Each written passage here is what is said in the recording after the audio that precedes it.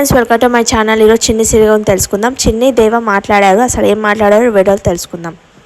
నాగవల్లి రూమ్లో వాకింగ్ చేస్తుంది అనమాట. చేసే మన చిన్ని వచ్చి, ఏంటత్తయ్య రూమ్లో వాకింగ్ చేస్తున్నారు, తిన్నదరగాక వాకింగ్ చేస్తున్నారా అంటే, నా చేతి వంట నీకు అరగలేదా, మంచిగా ఉన్నదన్నమాట, అందుకే తిన్నదరగాక ఇలా వాకింగ్ చేస్తున్నాను అనమాట అని అంటే, ఎక్స్ట్రాలు మాట్లాడకుండా వచ్చిన పని చెప్పు ఏంటో. కదా అత్తయ్య వచ్చాను, ఈ రోజు నాకు మర్చిపోలేని రోజు, సువర్ణ అక్షరాలతో లిఖించే రోజు. అసలు ప్రకృతి వైపరీతాలు అంటే ఏంటి అంటే, ఒక అత్తగారు ఒక కోడలు చేసిన వంట బాగుంది, ఆ కోడల్ని మెచ్చుకోవడం ప్రకృతి ధైర్యవంతం కాదు కదా, అందుకోసమా అలా అన్నాను అత్తయ్య అని అంటారు. ప్రకృతి వైపరీతం కాదే, రాత్రికి జరిగే నీ చావే పెద్ద ప్రకృతి వైపరీతం. ఉన్నది ఏదన్నా ఉంటే నా ముఖం మీద చెప్పొచ్చు కదా అత్తయ్య, మనసులు ఎందుకు గునుకుంటున్నావు అని అంటే, మనసులు ఏం గునుకోవట్లేదు, చావబోతున్నావు కదా అందుకోసమని, అంటే తొందరలో అంటే జాతకం ప్రకారం నువ్వు చావబోతున్నావు కదా అందుకోసమని నిన్ను మెచ్చుకుందామని, నీతో హ్యాపీగా ఉందామని అలా మాట్లాడాను. మెచ్చుకొని ప్రకృతి ధర్మము, ప్రకృతి ఇది అది అని ఆనందపడుతూ అంత రెచ్చిపో, తొందరలో చనిపోతావు కదా అంటే, ఇప్పుడు నాకు అర్థమైంది అత్తయ్య,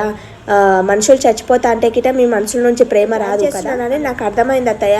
కానీ మీ ప్లాన్కి నేనేం అడ్డు చెప్పాను, దేవుని ప్లాన్ అనేది ఒకటి ఉంటుంది కదా, దాని ప్రకారం చేస్తానని తెలిసి గిట ఇలా మాట్లాడుతుంది, ఆరిపోయే దీపానికి వెలుగెక్కువ అన్నట్లు నేనేమో అని అంటారు. తర్వాత డాక్టర్ వస్తారు వాళ్ళ ఇంటికి. మన మ్యాడీ డాక్టర్ మ్యాడీ అని అంటే, నమస్తే, నీకు తొందరగా లేచి నడుస్తావు నువ్వు అని చెప్తాను అనమాట. అంటే 100% నడుస్తాడంటే, ముందు ఎలా నడిచేవాడు అలానే నడిచేవాడు అంటే, అవునమ్మా అలానే నడుస్తాడు అని అంటే అనమాట. ఎన్ని రోజులు పడుతుంది సార్, తను ప్రాక్టీస్ బాగా చేసే వారం రోజుల గిట లేచి నడవచ్చు అని అంటే, మా బావ వారం రోజుల్లో గిట వీల్ చైర్ తప్పుతుంది అన్నమాట. చెక్ చేస్తారనమాట, మ్యాడీకి చెక్ చేసి ఫస్ట్ ఎయిడ్ చేస్తారు. చేసాగానే మన లోకి వచ్చి నాగవల్లికి అంటది, ఆంటీ చిన్ని ఎక్కడ దగ్గర అయిపోతుందో అని మీరు ఇలా డాక్టర్ని అరేంజ్ చేశారు కదా ఆంటీ అని అంటే, నువ్వు నోరు మూసుకుంటావా అని అంటది అనమాట. అంతా చిన్ని వింటది. తర్వాత మ్యాడీ లేపనికి ట్రై చేస్తారు, నడుస్తుంటే కింద పడిపోతాను అనమాట. అప్పుడే మన చిన్ని వచ్చి పట్టుకుంటుంది అనమాట. సిస్టర్ వెళ్ళి పట్టుకో అని అంటే, భార్య ఉన్నాక సిస్టర్ ఇలా పట్టుకుంటుంది డాక్టర్ గారు అంటే, మీరు దేవ వాళ్ళ కోడల అమ్మ అంటే, లేదు నాగవల్లి వాళ్ళ కూడా కోడలనే, నేను ఉన్న అత్తయ్యకి నేనే కోడలు అవుతాను, అలాగే పెళ్ళైన పెద్దమ్మకి నేనే కోడలు అవుతాను, అక్కడ ఉన్న ఆమెకు నేను బిడ్డను అవుతాను, తర్వాత వరుణ్కి నేను చెల్లెలు అవుతాను, లోకి నీకేమవుతాను అని అంటుంది అనమాట.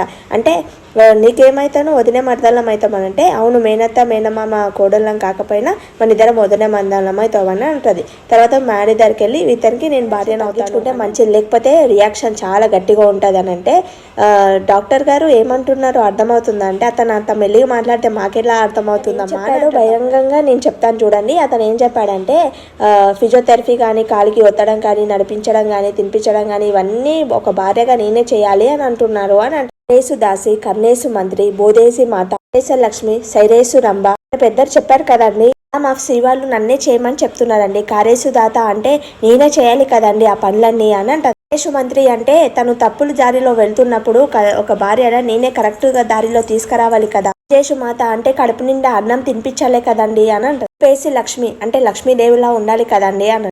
వాళ్ళ పుట్టింటి వాళ్ళ గురించి ఎన్ని మాటలు అన్నా, ఎన్ని నిందలేసినా కానీ వాళ్ళకు నిజాలు చెప్పేటట్టు చేసేటట్టు చేసుకోవాలి. భార్య తర్వాతనే ఎవరైనా కానీ మనసా వాచా అని నమ్ముతారు మా భార్య. తో పోరాడి సావిత్రి భర్తని కాపాడుకుంది కదండి అని. అందుకే మా భర్త భార్యకి అంత ఇంపార్టెన్స్ ఇస్తాడు. నడిపిస్తాను శ్రీవారు అని నడిపిస్తాను అనమాట. నడిపించినాక డాక్టర్ అంటారు, మీలాంటి భార్య పక్కలుంటే ఎప్పటికైనా నయమైపోతుంది అని చెప్పారు డాక్టర్ గారు. భర్త ఆయుష్ అంతా భార్య చేతుల్లోనే ఉంటుంది కదా అని అంటది అనమాట. పెద్ద రూమ్లోకి వస్తాడు. ఏంటి నాగవల్లి, ఇంకా ఎన్ని రోజులు భరించాలి ఆ చిన్ని అంటే, కొద్ది కాలం భరించాలి బావా అని. అది సచ్చాక మన మీద డౌట్ రాకుండా పోతుందంటే, నేను భరించలేకపోతున్నాను అండి అని అంటే, ఎక్కువ రోజులు సాగనివ్వనే, తొందరగా మీ అమ్మ దగ్గరికి పంపిస్తాను నా ముందు నిలబడి, ఏంటి పార్వతి ఇలా చేసావు, నేను ప్రేమించాను, పెళ్లి చేసుకున్నాను, ఒక బిడ్డను కన్నాను, కానీ నేను ఆస్తి రాయమని చెప్పి నేను చంపేశాను, అది పుణ్యశ్రీగా చనిపోవడం ఎంతమందికి వస్తుందో అదృష్టం అని. నేను ఒక్కసారి చంపితే నన్ను క్షణం చంపుతున్నావు, ఆ చిన్ని బాబు చచ్చే వరకు నేను ఇలానే టెన్షన్ పడాలి, నీకు సమాధానం చెప్పాలి, అందరికి సమాధానం చెప్పాలి అంటే, ఆ ఫోటోలో చిన్ని కనిపిస్తుంది. మరి చిన్ని కనిపించనే భయపడతాడు. మామయ్య గారు ఫోటోలో నేను కనిపించగానే భయపడ్డారు, ఈ దేవ ఎవరికి భయపడరు, భయపెట్టే వాళ్ళు ఈ భూమి మీదనే ఉండరు. అవును మామయ్య గారు, భయపెట్టే వాళ్ళు భూమి మీద ఉండరు, ఎందుకంటే మీరు ఉండనివ్వరు కదా, భయపెట్టే వాళ్ళు ఉన్నా మీరు భయపడరు కదా అని తెలుసుకున్నట్టున్నావు. నీ గురించి తెలుసుకున్నాను, కొద్దిగానే తెలుసుకున్నాను మామయ్య గారు అని అంటే, నా గురించి తెలుసుకునే నీ వయసు అంతా లేదు, నా అనుభవం వయసుతో పనేముంది మామయ్య గారు, ఇంట్రెస్ట్ ఉంటే మొత్తం తెలుసుకోవచ్చు కదా అంటే, కొందరు తెలిస్తే మొత్తం తెలుసుకునే లోపే ఉంటారు, కొందరు చరిత్ర మొత్తం తెలుసుకునే లోపే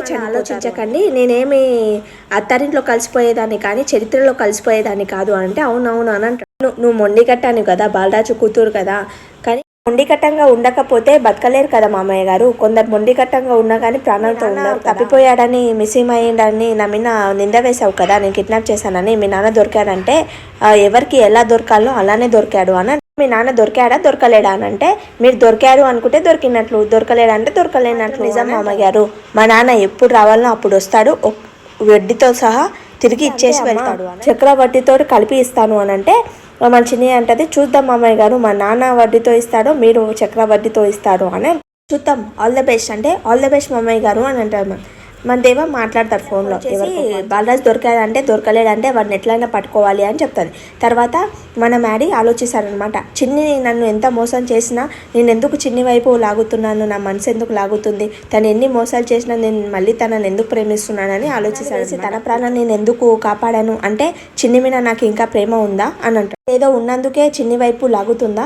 నో, నా మనసులో చిన్ని మీద ప్రేమ ఉండకూడదు, తనని నేను అసహించుకోవాలి, తన కోపపడ మార్పుని ఆ చిన్నికి తెలిస్తే ఏదో వైపులా నన్ను మార్చేసుకొని తన వైపు లాకేసుకుంటుంది అని అనుకుంటాడు అనమాట. మొత్తం చిన్ని వింటుంటుంది ఒక దగ్గర నిలబడి. ఇప్పటికే శ్రీవారు అని అడుగుతుంది.